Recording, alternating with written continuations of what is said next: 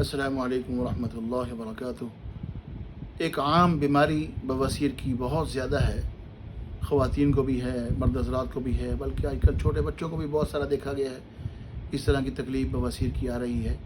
تو اس کا آسان ترین حل یہ ہے، اللہ کی کلام میں شفا ہے، پورے یقین کے ساتھ اہتمام سے سورت 30ویں پارے کی ہے، سورۃ الاعلیٰ، سبح اسم ربک الاعلیٰ۔